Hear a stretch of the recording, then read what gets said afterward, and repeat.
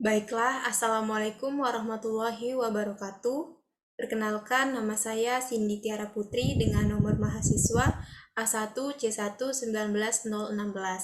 Pada kesempatan kali ini, saya akan membuat video untuk menjawab soal ujian tengah semester mata kuliah Kimia Organik 3.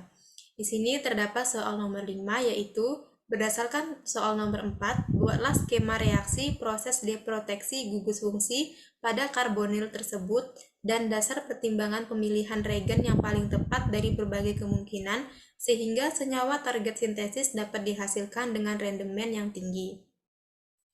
Baiklah, di sini di dalam sintesis senyawa organik terdapat suatu istilah yaitu deproteksi. Nah, deproteksi ini sendiri merupakan suatu keadaan di mana adanya penghilangan atau reduksi suatu gugus pelindung sehingga berubah menjadi suatu gugus fungsi awal. Adanya penghilangan gugus pelindung ini dapat terjadi karena beberapa hal. Yang pertama yaitu solvolis dasar penguraian oleh pelarut seperti hidrolisis, alkoholisis. Kemudian ada hidrogenolisis, logam berat, ion fluorid, dan fotolitik. Nah, misalnya pada gugus keton atau karbonil digunakan gugus pelindung dengan dasar reaksi, yaitu ada dua. Yang pertama, reaksi antara aldehid dan keton akan menghasilkan asetal. Reaksi antara alkohol dan keton akan menghasilkan ketal.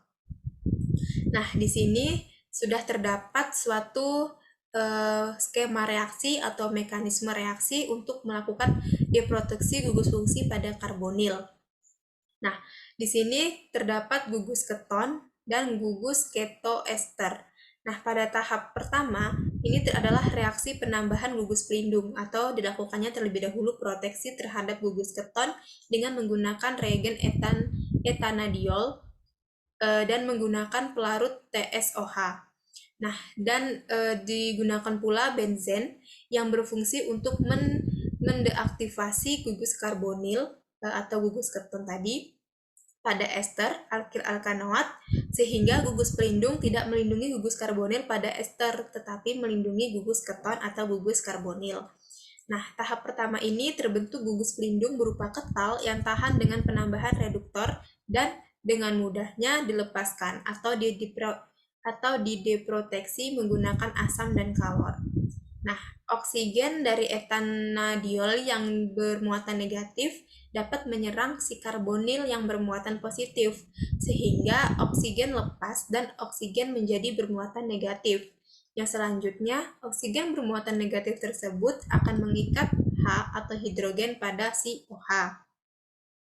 Nah, tahap selanjutnya ini adalah proses reaksi dehidrasi atau penghilangan molekul air, yang mana nantinya akan terbentuk suatu gugus ketal. Nah, tahap selanjutnya ini adalah terjadi reaksi reduksi dengan menggunakan reagen LiAlH4 menjadi senyawa alkohol.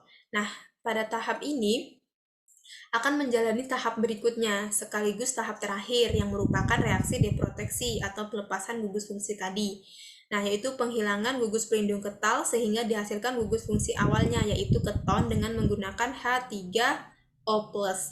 Nah, suatu air yang telah diasamkan.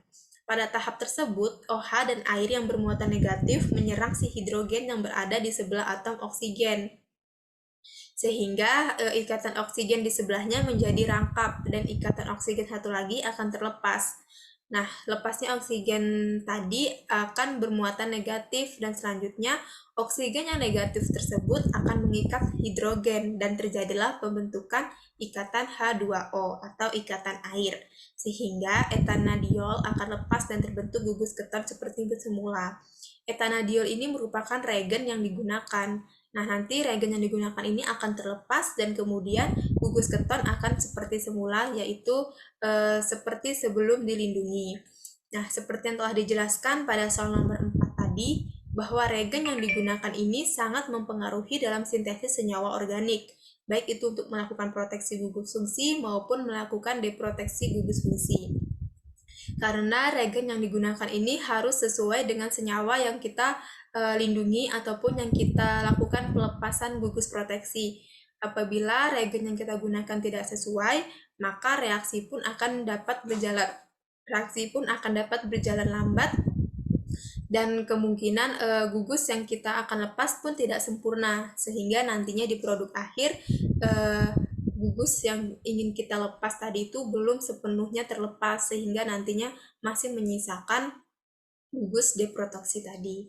Nah, dilakukannya proses deproteksi gugus fungsi ini karena pada suatu reaksi setelah dilindungi sehingga tidak terikut campur dengan pelarut yang digunakan, nantinya itu akan dilepas supaya pada produk akhir dapatkanlah hasil yang diinginkan, yaitu seperti keadaan semula, gugus yang seperti semula, misalkan ada gugus keton, gugus alkohol, dan sebagainya. Demikianlah jawaban atas pertanyaan nomor 5. Kurang lebihnya saya meminta maaf dan saya akhiri. Wassalamualaikum warahmatullahi wabarakatuh.